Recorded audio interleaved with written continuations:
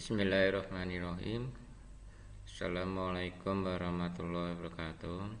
Salam sejahtera bagi kita semua, sehingga kita bisa bertemu dengan mata kuliah akuntansi perpajakan. Dalam mata kuliah hari ini nanti kita akan membahas yaitu tentang langkah-langkah masa PPN atau pengenalan masa PPN.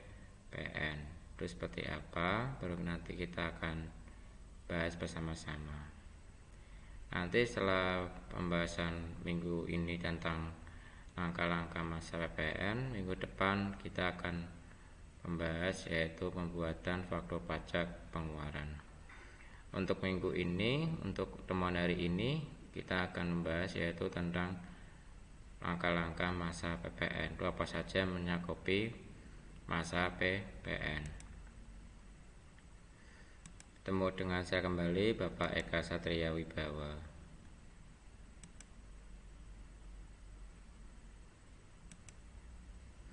Bismillahirrahmanirrahim. Segala puji syukur kita panjatkan kepada Gusti Allah SWT, sehingga kita bisa bertemu dalam mata kuliah akuntansi perpajakan. Semoga rahmat dan sejahtera untuk kita semua. Amin ya rabbal alamin.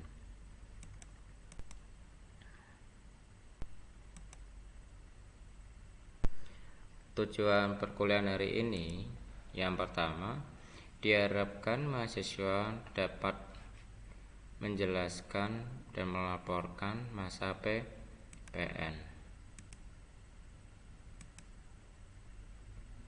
Pokok bahasanya adalah tentang laporan masa PPN. Itu apa saja sih yang menyangkut masa PPN? Nanti kita akan bahas bersama-sama.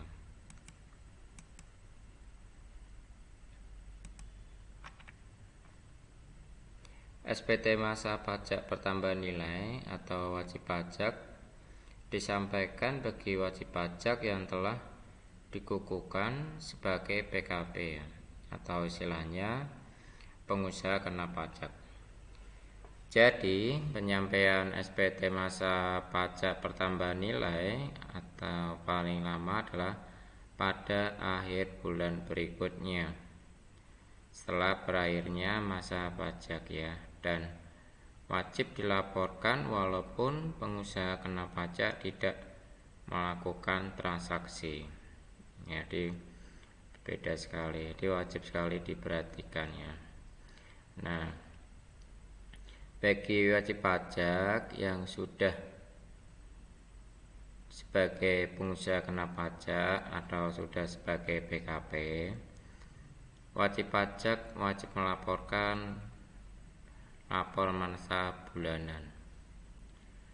Lapor masa bulanan itu dilaporkan setiap akhir bulan atau dilaporkan setelah awal bulan. Contoh, wajib pajak pengusaha badan ataupun pribadi yang melakukan usaha, contoh ya, jika ada wajib pajak pribadi yang melakukan usaha bebas ya atau bidang jasa, itu wajib melaporkan laporan masa bulanan atau istilahnya laporan masa PPN atau istilahnya laporan masa pajak pertambahan nilai. Itu dikhususkan, dikukuhkan sebagai pengusaha kena pajak. Bagi wajib pajak yang tidak melaporkan laporan masa PPN-nya setiap bulannya, maka dia akan terkena sanksi dari kantor pajak berupa denda. Dendanya berapa, Pak? Dendanya sekitar sampai 500.000 ya, sangat perlu diperhatikan. Dan sama untuk wajib pajak badan, sama wajib melaporkan laporan masa bulanannya, atau istilahnya laporan masa PPN-nya. Itu wajib dilaporkan setiap 1 bulan sekali. Nanti kalau sudah dibuatkan perincian dari bulan awal Januari hingga Desember, baru nanti totalnya berapa akan disampaikan dalam pelaporan masa SPT tahunan badan. Ya, maka untuk laporan masa PPN ini perlu sangat-sangat diperhatikan. Baik dia nihil ataupun ada pekerjaan, wajib dilaporkan ya sebagai pengusaha kena pajak, baik itu pribadi maupun badan. Ya, dimohon diperhatikan mahasiswa dan mahasiswi yang bekerja dan sebagai pelaporan pajaknya perlu diperhatikan dalam laporan masa pajak PPN-nya.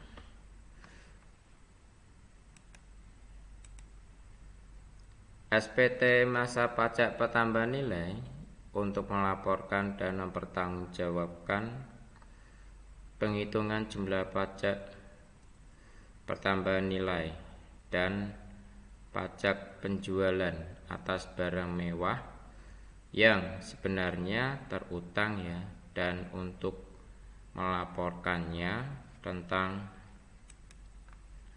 pekreditan pajak masukan terhadap pajak keluaran,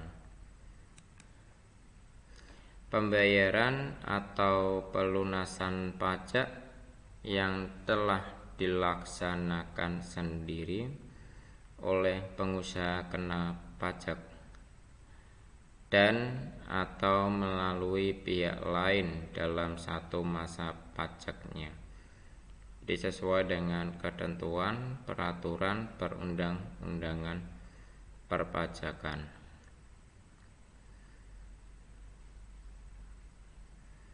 Jadi perlu diperhatikan ya dalam pekreditan pemasukan, baik PPN masukan maupun PPN pengeluarannya.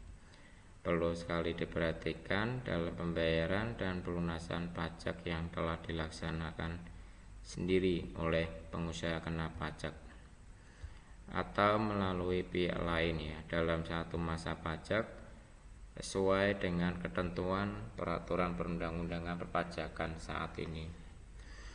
Peraturan perpajakan laporan masa PPN sebagai wajib pajak perlu diperhatikan ya, selalu update ya dalam Direktorat Jenderal Pajak ya di websitenya DJP Online Pajak.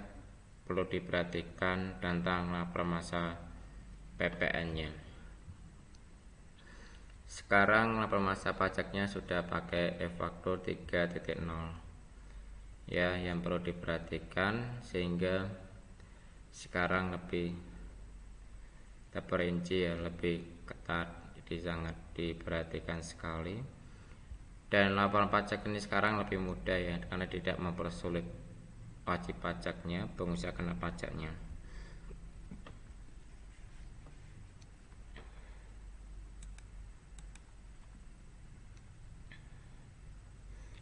Cara laporan masa bulanan bisa menggunakan jasa konsultan pajak ya, pajaknesia.id. Bisa menggunakan jasa konsultan pajak yang sudah banyak di luar di masyarakat, kantor konsultan pajak ya yang sudah berizin resmi ya, itu sudah banyak sekali bagi pengusaha kena pajak yang melaporkan masa PPN bulanannya. SPT masa pajak pertambahan nilai wajib disampaikan bagi wajib pajak yang telah dikukuhkan sebagai pengusaha kena pajak, atau istilahnya penyampaian SPT masa pajak pertambahan nilai paling lama pada akhir bulan berikutnya setelah berakhirnya masa pajak, dan wajib dilaporkan walaupun pengusaha kena pajak tidak melakukan transaksi. Ya, yang tadi sudah kita singgung bersama-sama, baik pengusaha kena pajak atau wajib pajak itu wajib ya melaporkan laporan masa PPN-nya bulanannya setiap akhir bulan berikutnya. Itu perlu sekali diperhatikan sehingga tidak merugikan diri kita sendiri ya. Yang perlu diperhatikan juga, karena kalau kita sampai tidak melaporkan maka kita nanti akan mengalami kerugian sendiri, baik dalam kerugian eksternal maupun internal, karena nanti akan pengaruh dalam pelaporan masa PPN-nya, karena akan pengaruh juga untuk kita bisa melakukan tender juga ke luar ya. Itu perlu kali diperhatikan. SPT masa pajak pertambahan nilai untuk melaporkan dan mempertanggungjawabkan penghitungan jumlah pajak pertambahan nilai dan pajak penjualan atas barang mewah yang sebenarnya terutang ya, dan untuk melaporkannya wajib. Nah, sekarang ada tentang pekreditan pajak masukan terhadap pajak keluarannya. Ada pembayaran atau pelunasan pajak yang telah dilaksanakan sendiri oleh pengusaha kena pajak dan atau melalui pihak lain ya, dalam satu masa pajak sesuai dengan ketentuan peraturan perundang-undangan perpajakan.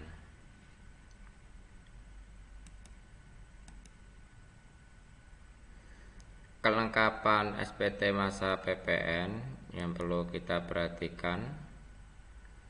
SPT masa PPN 111 yang disampaikan dalam bentuk dokumen elektronik wajib dilampiri dengan seluruh lampiran SPT dalam bentuk dokumen elektronik yang dibuat dengan tata cara yang telah diatur Direktur Jenderal Pajak.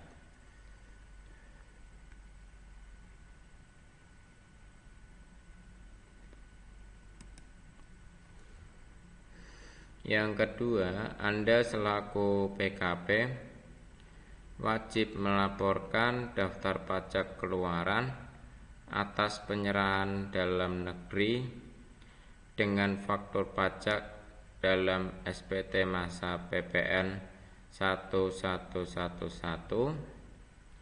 pada formulir 111A2 untuk masa pajak yang sama dengan tanggal faktur pajak yang dibuat.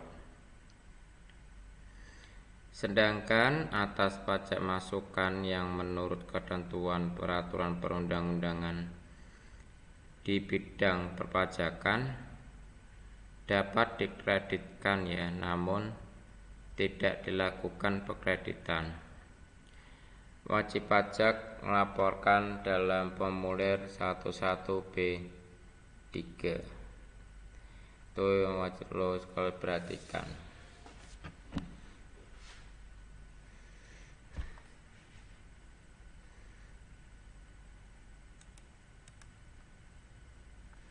Nah, sekarang kita sudah memasuki berlakunya faktur 3.0. Cara lapor SPT masa PPN secara online kini sedikit mengalami perubahan. Hal tersebut berkenaan dengan penerapan secara menyeluruh.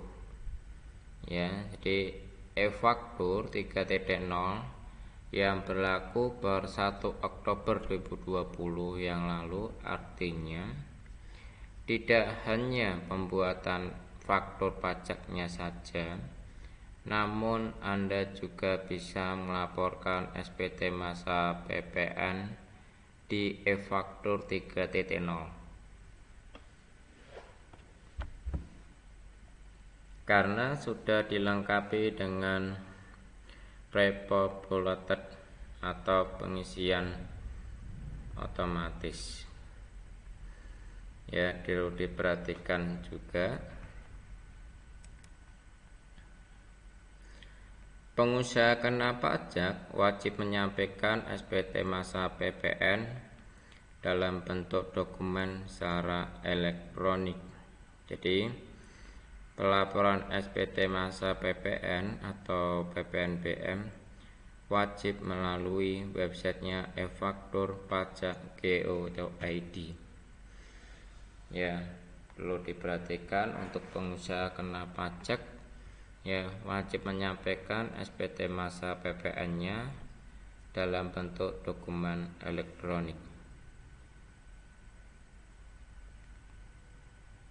Pelaporannya sekarang sudah memasuki pakai website e-faktur, ya, pajak.go.id. Nanti bagaimana Pak cara pembuatannya e-fakturnya?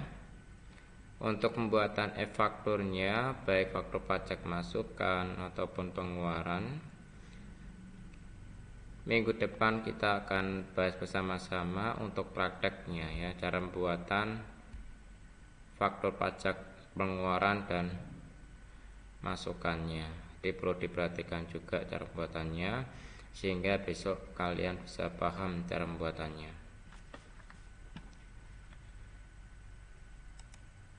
Nah, ini adalah skema untuk orang pribadi dan badan. Sama-sama dia melakukan usaha atau sama-sama dia melakukan pekerjaan, kegiatan usaha atau pekerjaannya, baik orang pribadi maupun badan.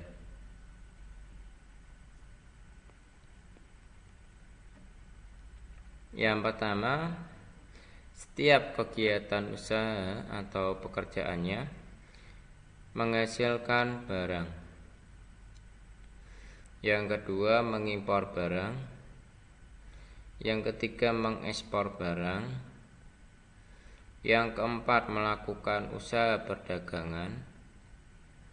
Yang kelima, melakukan usaha jasa. Yang keenam, memanfaatkan barang tidak berwujud atau jasa dari luar daerah. Itu yang perlu diperhatikan.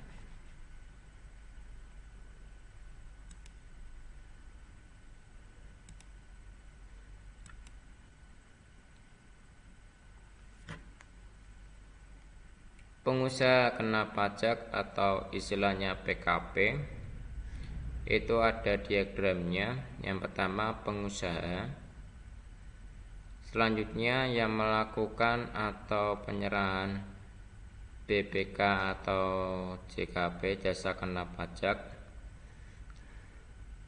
Selanjutnya yang dikenakan pajak berdasarkan Undang-Undang Pajak Pertambahan Nilai atau istilahnya dengan nama PPN. Yang selanjutnya tidak termasuk pengusaha kecil, kecuali pengusaha kecil yang memilih untuk dikukuhkan sebagai PKP.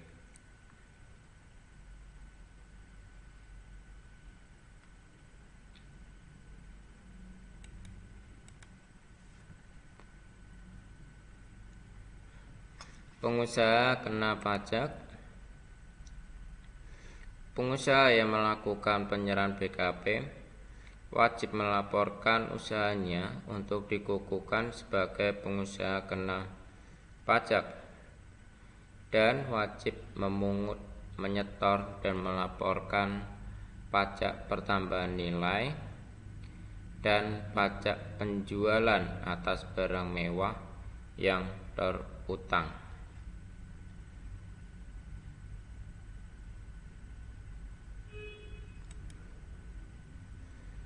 Pengusaha kecil yang memilih untuk dikukuhkan sebagai pengusaha kena pajak.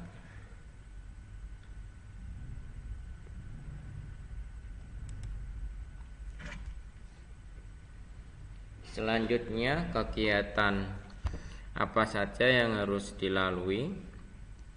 Yang pertama, untuk menghasilkan kegiatan mengolah melalui proses mengubah bentuk atau sifat suatu barang dari bentuk aslinya, jadi menjadi barang baru, menjadi daya guna baru. Yang kedua, kegiatan mengolah sumber daya alam.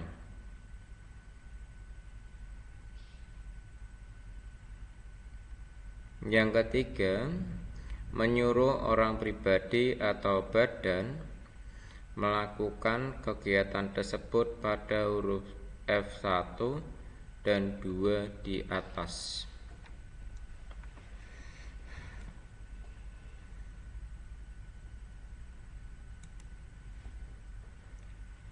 Dasar pengenaan pajak DPP. Yang pertama ada harga jual, penggantian, nilai impor, nilai ekspor, nilai lain yang ditetapkan Menteri Keuangan yang dipakai sebagai dasar untuk menghitung pajak yang terutang. Jadi perlu diperhatikan saja dasar pengenaan pajaknya atau DPP-nya itu ada harga jual, penggantian, nilai impor, nilai ekspor, dan nilai lain yang ditetapkan oleh Menteri Keuangannya. Itu adalah tentang dasar pengenaan pajaknya. Perlu diperhatikan juga sebagai dasar untuk menghitung pajak yang terutang.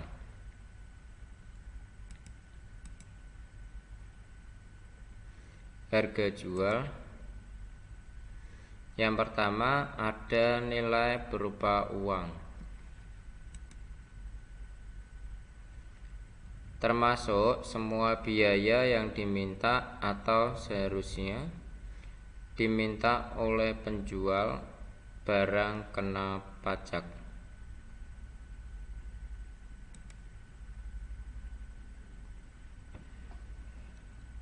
Tidak termasuk PPN dan potongan harga yang tercantum dalam e-faktur pajaknya. Dalam faktur pajaknya tidak termasuk PPN-nya. Yang termasuk dalam pengertian biaya merupakan unsur harga jual, antara lain pengangkutan, ada asuransi, ada bantuan teknik, pemeliharaan, dan garansi. Perlu diperhatikan juga untuk mahasiswa dan mahasiswi dalam penghitungan harga jualnya, karena dia termasuk dalam pengertian biaya yang merupakan unsur harga jual. Jadi antara lain ada pengangkutan, ada asuransi, ada bantuan teknik, ada pemeliharaan, dan garansinya.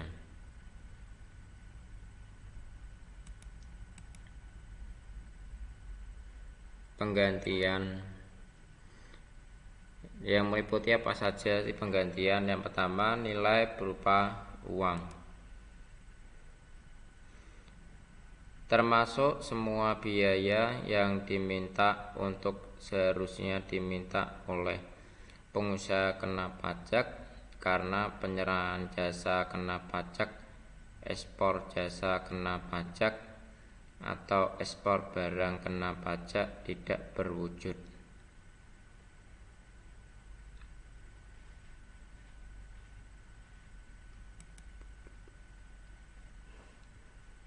tidak termasuk PPN dan potongan harga yang tercantum dalam faktur pajak. Jadi tidak pengaruh ya dalam potongan harga yang tercantum dalam faktur pajaknya. Selanjutnya ada nilai berupa uang yang menjadi dasar penghitungan biaya masuk.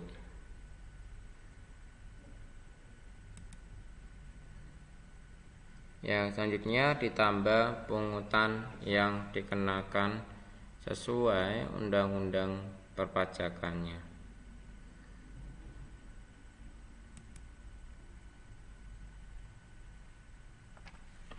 Tidak termasuk PPN atau PPNBM.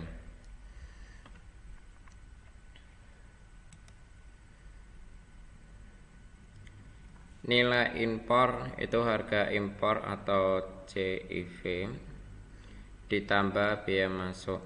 Jadi PPN-nya 10% dikalikan nilai impor.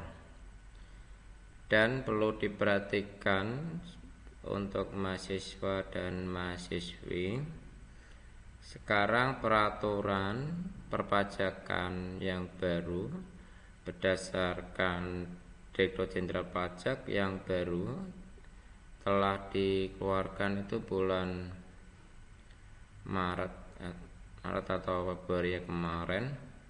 Sekarang PPN sudah menjadi 11% ya.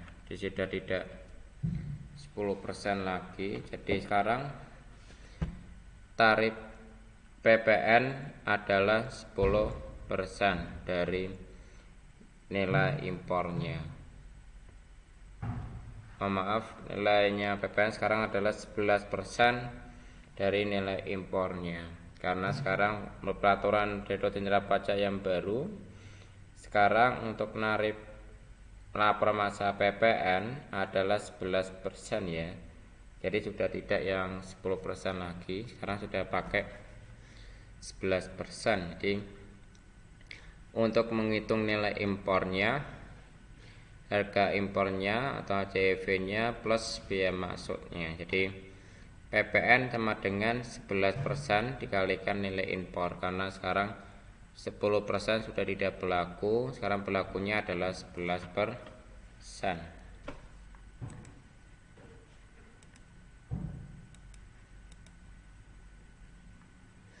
Nilai ekspor. Nilai bisa berupa uang. Selanjutnya termasuk biaya yang diminta atau seharusnya diminta oleh eksportir ya, yaitu nilai yang tercantum dalam dokumen PIB atau pemberitahuan ekspor barang yang telah divietkan muat oleh Direktur Jenderal Pajaknya. Jadi menurut Direktur Jenderal Bea dan Cukainya.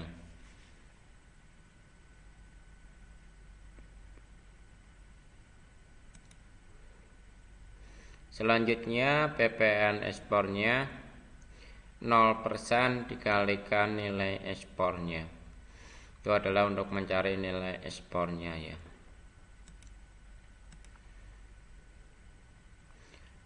DPP dasar pengenaan pajak nilai lain.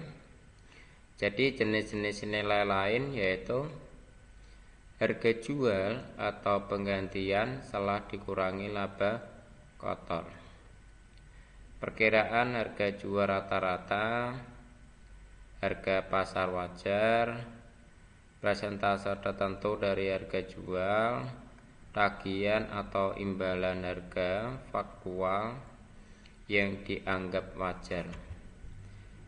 Yang perlu diperhatikan dalam jenis-jenis nilai lainnya, jadi harga jual atau penggantian setelah dikurangi laba kotornya, perkiraan harga jual rata-rata, harga pasar wajar, persentase tertentu dari harga jual, tagihan atau imbalan harga faktual yang dianggap wajar.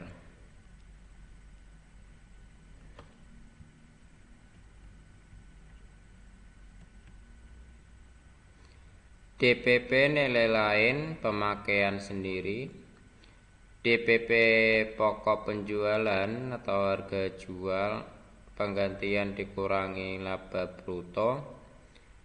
PPN-nya adalah 11%. Maaf, ini saya masih menuliskan 10%.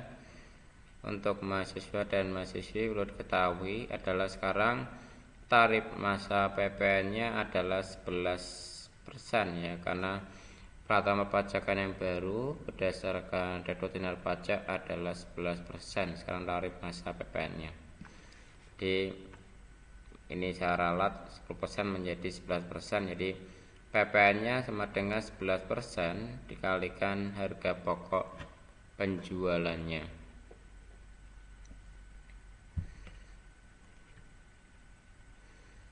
Pemberian cuma-cuma DPP atau harga pokok penjualan, harga jual atau penggantian dikurangi laba bruto. Di PPN 10% dikalikan harga pokok penjualan. Maaf, 11% dikalikan harga pokok penjualan.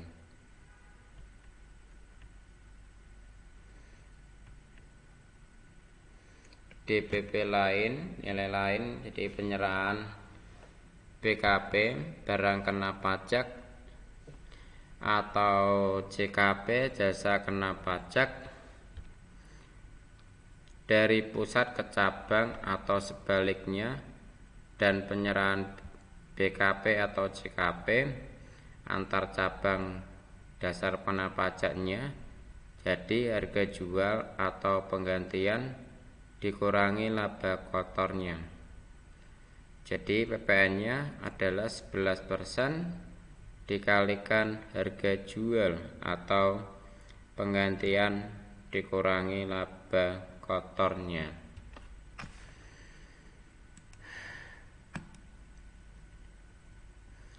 DPP dasar pengenaan pajak atas transaksi dengan valuta asing. Apabila harga jual atau penggantian menggunakan valuta asing, dasar pengenaan pajaknya dihitung dengan yang pertama nilai konversinya menurut keputusan Menteri Keuangan KMK yang berlaku pada saat pembuatan faktur pajak per tanggal faktur pajak dalam hal penyerahan kepada pemungut PPN sebagai wajib pajak. Usahanya menggunakan nilai konversi menurut KMK yang berlaku pada saat pembayaran harga jual. Jadi BKP atau JKP yang bersangkutan melihat pemungutan PPN yang baru.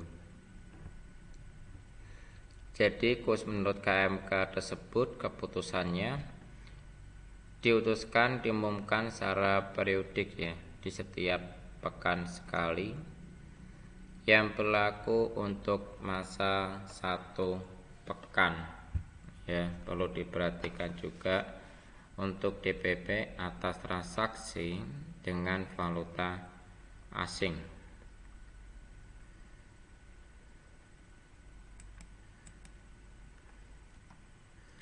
Selanjutnya DPP atas penyerahan BKP yang tergolong mewah.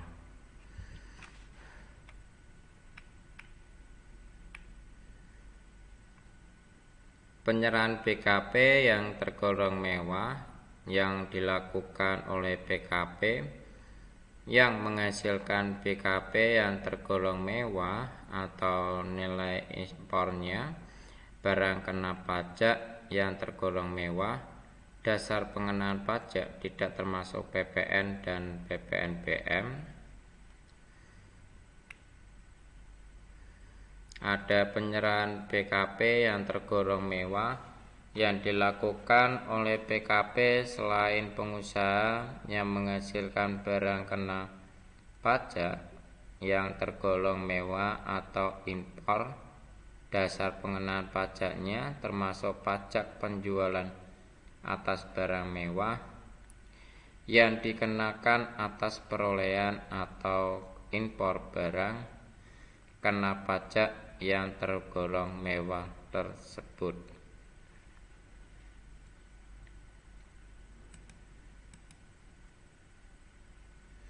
Tarif PPN.